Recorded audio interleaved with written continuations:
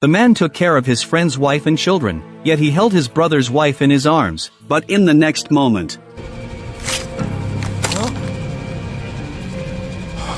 after killing, the woman turned the knife toward the children. Why did she transform from a caring mother into a madwoman in just a few days? This has to start with a terrifying tale. Margaret lived in an area that was constantly engulfed by sandstorms. Every day, the first thing she did upon waking was check if her daughter was still breathing. Margaret and her daughter relied on each other for survival. She repeated the daily routine of cleaning, playing with her daughter, and milking the cows. Life was simple and warm. In fact, Margaret had another daughter, Ida, but Ida had died of illness when she was very young. Her eldest daughter Rose has reached a mature age, and her second daughter, Orly, was mute. She could only communicate using sign language. One evening, Rose told Orly a story about the gray man. It was rumored that he was the embodiment of the sandstorm. He was not only elusive, but could also disturb people's minds. After hearing this, she excitedly expressed that her mother was being controlled by the gray man, which was why she had become so strange. Rose quickly told her that their mother was just deeply saddened by Ida's passing. At this moment, Margaret had not yet fallen asleep. She wiped the dust off the vanity, and Margaret remembered that her husband had wanted to take them away, but Margaret had refused, because she didn't want to leave her younger daughter behind. As the memories faded, Margaret took sleeping pills and fell asleep. The next day, she took her daughters to visit a friend. They covered their mouths and noses as they crossed through the swirling yellow sand, until they finally reached Esther's house. While chatting with her friend, Margaret noticed that her friend's young son was coughing incessantly. Esther said her son had pneumonia. Margaret was immediately very worried. She feared that her daughters might catch the same illness. After hearing that the illness was not contagious, she felt somewhat relieved. The house was filled with dust everywhere. Margaret felt very suffocated. She needed sleeping pills to fall asleep. The next day, Margaret was fully armed, and she took her daughters to the home of another friend to play. A group of women were gathered together, embroidering. One of the women said, "Thankfully, Margaret hadn't left her daughters at home, because a tragedy had just occurred nearby. A homeless man had broken into a resident's home. He not only took away their gold and silver, but also killed the housewife and the children." Everyone was frightened by this tragedy. Margaret pricked her fingertip with a needle, and blood stained the small house she was sewing in. After the gathering ended, she took her daughters back to Esther's house. Margaret discovered that Esther was packing her belongings. It turned out she had decided to take her son out of town. Margaret urged her not to take the risk, but Esther insisted that her son was very sick, and she couldn't watch her child die. Margaret felt the same way, so she didn't stop her friend. On the way home, the wind grew stronger, and a sandstorm was about to hit. Margaret hurried home, holding Orly tightly. After arriving home, Margaret and Rose went to lock the doors and windows separately, but when they regrouped, they discovered that Orly was missing. At this moment,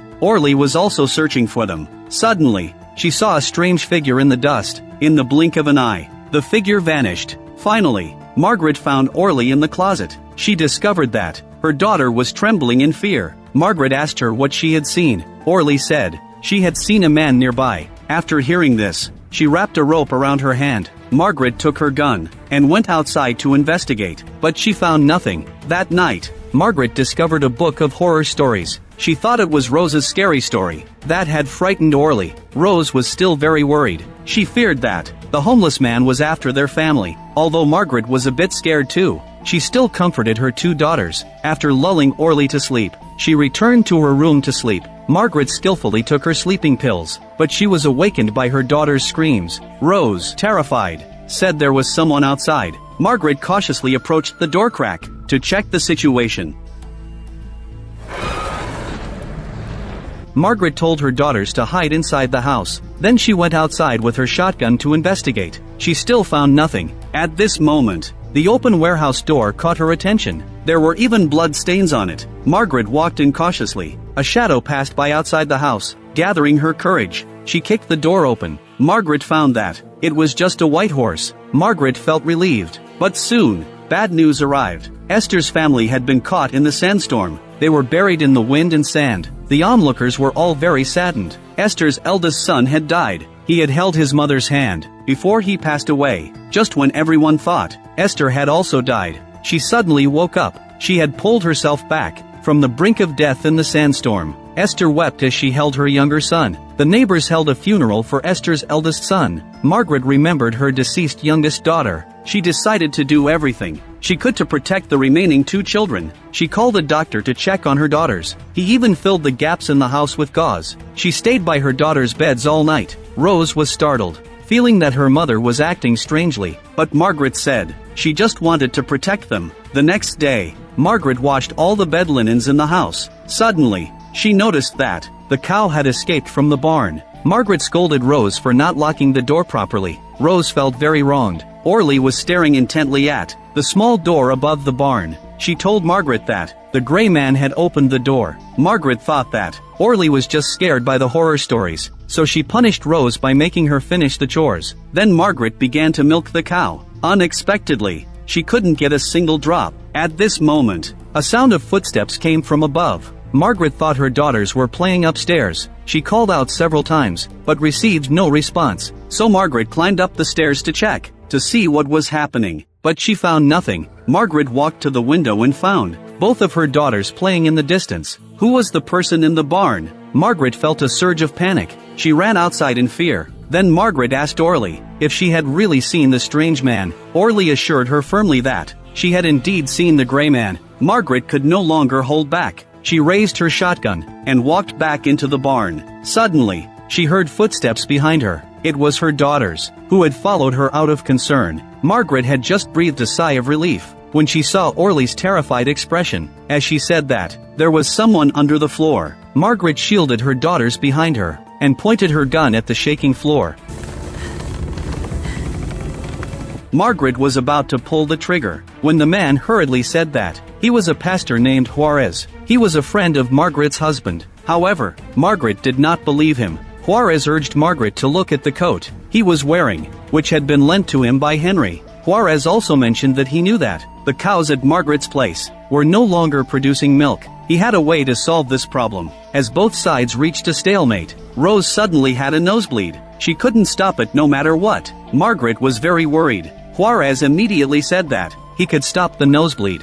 Juarez slowly approached Rose, covering her face with his hand and whispering a spell. Rose screamed in fear and kicked Juarez away, but she was surprised to find that her nosebleed had actually stopped. Margaret agreed to let the cows produce milk as a trade and allowed Juarez to stay, but she remained wary of Juarez. Margaret held her shotgun and walked up to Juarez. She said that to avoid rumors, Juarez needed to continue staying in the barn. The next day, Margaret was awakened by her daughter's cries. She rushed outside to see what was wrong. Margaret discovered that it was raining in the drought-stricken area. She joyfully danced with her daughters. When she saw Juarez, Margaret fell into deep thought. She began to truly believe that he was a powerful pastor. One day, Margaret was surprised to find that Esther's youngest son seemed to be unattended. He was drawing water while naked. She immediately ran to her friend's house to check on her. Esther, grieving the loss of her eldest son, had been lying in bed despondently all day. Margaret was worried about her friend's condition. She urged Esther to pull herself together for her youngest son, but Esther replied that a man was taking care of her. Her expression was surprisingly happy. Margaret thought Esther had gone mad. After seeing the bedsores on Esther's back, Margaret decided to send her friend's youngest son away. Given Esther's current state, she was completely unable to care for the child. When Esther said goodbye to Margaret, she realized what was happening. Esther chased after the distant vehicles and cursed Margaret incessantly. She would end up as miserable as she was. Margaret felt heavy-hearted seeing her friend like this. Not long after, Margaret was having dinner with her family. At this moment, the 3 women had accepted Juarez. Rose suddenly took out a letter. She said it was sent by their father. Everyone was very happy. They didn't notice Juarez's expression had become stiff. Rose stopped reading after the first half of the letter. Their father wrote that the rest could only be shown to their mother. Margaret sweetly took the letter, but as she read the contents, Margaret's expression gradually became rigid. She made a gesture to Rose that only a few could understand. Rose was first shocked, then she followed her mother's command and fetched the shotgun. It turned out that Margaret's husband mentioned in the letter that his coat had been stolen, and he had also lost a letter and some money. Margaret pointed the gun at Juarez, but since her daughter was in his grasp, she didn't dare to act recklessly. Juarez calmly demanded the letter. Margaret signaled Orly to lie down. In the next moment, she suddenly fired. Juarez was startled and let go. Orly took the opportunity to hide behind her mother, but the letter was snatched away by Juarez. Margaret angrily chased Juarez away, but unexpectedly, he leisurely sat down. He burned the letter. Juarez said meaningfully that locks and ropes couldn't stop him. He hinted to Margaret that he was the gray man. After saying this, Juarez left. That night, as Margaret was getting ready for bed, she suddenly vomited her sleeping pills. Then Margaret ran outside, keeping watch all night. Moments later, she heard a door opening behind her. Margaret discovered that the barn door had opened at some point. She walked in, surprised. Margaret turned around and found her daughters standing at the barn door, crying. Margaret was about to comfort her daughters when she suddenly saw Esther standing behind Orly. Her expression was menacing. Esther said that she would make Margaret pay the price. Margaret screamed in terror. Then she woke up, realizing that it had all been an illusion. Rose was looking at her with worry. That night, Margaret discovered that sand was falling from above. She immediately ran to check on her daughters. The doors and windows of the house were blocked. Everything seemed normal. Just as she turned around, Margaret heard her daughters calling for help from the room. She rushed in anxiously. Margaret found that the bed was engulfed in flames. Her daughters were trembling in the corner. Afterwards, Rose asked if it was when their mother left that she accidentally knocked over the oil lamp, but Margaret said that it was all the gray man's doing. This time, Rose comforted her mother by saying that it was just a story. At this moment, there was a knock at the door. It turned out to be Esther arriving. She sincerely apologized to Margaret and invited her to attend the evening's dance party. Margaret was very touched. She invited Esther inside. The whole family dressed up elegantly. They were preparing to attend the banquet. Margaret dressed Rose in a beautiful dress. Rose was thrilled as she looked at herself in the mirror. After she left, Margaret looked at her aging reflection in the mirror. She gave a bitter smile. Suddenly, she heard her daughter calling for help. So, Margaret hurried to Rose's side. Rose seemed to be strangled by something. Margaret tore at her daughter's clothing, but the woman turned around and questioned her. "Why do this?" Margaret said that she heard Rose calling for help, but Rose said she was just laughing because her dress was ruined. Rose had no mood to attend the party anymore, but Margaret insisted on going. She picked up a sharp object and stabbed her leg. Then she used the blood as blush, evenly patting it onto her face. Rose and Orly were both horrified. Upon arriving at the party, Margaret forced herself to be cheerful and greeted her friends. Rose was distracted, playing on the side, clearly worried about her mother's state. Suddenly, Margaret's dance partner noticed that her dress was stained with blood. Everyone at the party stopped, gazing at the scene. The atmosphere became quite strange. Margaret could not stand the strange looks, so she took her daughters and left. That night, Margaret was mending clothes. While deep in thought, she was clearly distracted. Rose watched in disbelief as she saw her mother stitch into her own flesh. Meanwhile, Margaret was still asking who did this. As Rose cut the threads, she told her mother that it was her own doing, but Margaret still insisted that it must be the gray man causing trouble. Suddenly, there was a knock at the door. The two were startled. Margaret reflexively grabbed the shotgun. Rose said it could be a neighbor coming to check on them. Margaret didn't listen at all. She walked out the door with the gun in hand. Outside, the fog was thick. Margaret found nothing, but she still didn't give up searching. When Rose heard the gunshot, she immediately came out to check. She shouted to her mother, "Did Juarez really come?" Margaret replied, "Yes," but the figure disappeared at that moment. At night, Rose was awakened by a noise. She cautiously followed the sound. A shadow flashed past her. Rose held up the oil lamp and walked over to investigate. To her surprise, she found Ida's toy lying on the bed. Then, she saw her mother crying with her back turned. Margaret was continuously apologizing to Ida. She was in great pain, and her hands had left bloodstains on the wall.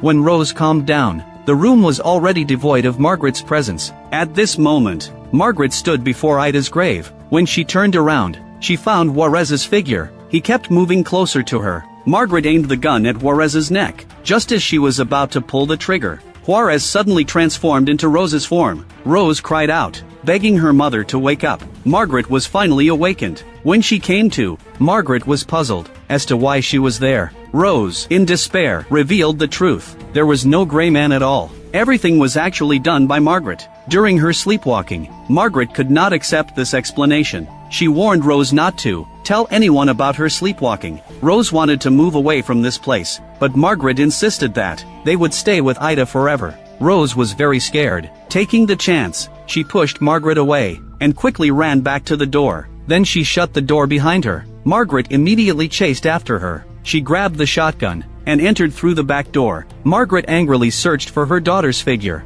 Unexpectedly, Rose had already escaped outside with Orly. She told her sister that their mother was no longer the same mother. Orly couldn't understand this statement. She angrily pushed Rose away. Rose was thrown onto a corpse. To her shock, she realized it was Esther. Esther had come to check on Margaret, but was killed by Margaret. At this moment, Rose noticed that Orly was already in their mother's arms. To save her sister, she had no choice but to run back home. However, as soon as Rose entered the door, she was silenced by Margaret covering her mouth. At this moment, there was a knock at the door. Rose couldn't make a sound, so she gestured for her sister to open the door. The visitor was the town doctor. He walked into the bedroom and discovered that Margaret and Rose were sitting on the bed. He sensed that something was wrong. Rose even told the man that their mother had gone mad. The man asked the children to leave, so he could speak to Margaret privately. He had already noticed that Margaret was not well, so the man suggested that he take the two children away to care for them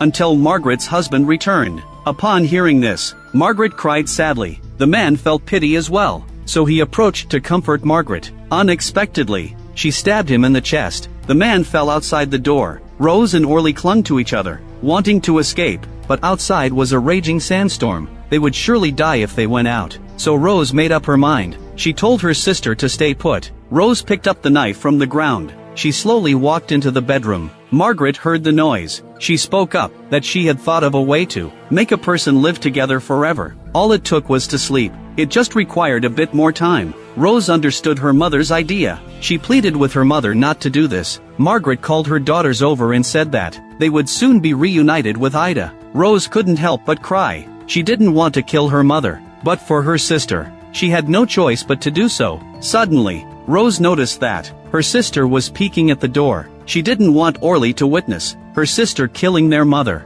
so she put the knife down. Margaret looked at her daughters with satisfaction. She ground the sleeping pills into a powder. Margaret was looking forward to the moment the family would be reunited. Rose held Orly tightly, seemingly determined. Margaret mixed the sleeping pills into the dessert before she could feed it to her daughters. She heard Rose's scream. Rose said that Orly had run outside alone. Upon hearing this, she immediately tied the rope around herself. Margaret braved the strong winds and went outside to search for Orly. Rose watched her mother's figure from inside the house, crying as she cut the rope. Rose felt both guilty and pained. Outside, Margaret immediately noticed that the rope was cut. She looked around for the direction of home, but the swirling sand made it impossible for her to see anything clearly. Back at home, Rose opened the cupboard. It turned out that Orly was hiding inside. Outside, Margaret was nearly blown over by the wind. In her hazy awareness, she saw the vibrant figures of her three daughters. Margaret cried tears of joy. At the end of the story, Rose took Orly and left that place.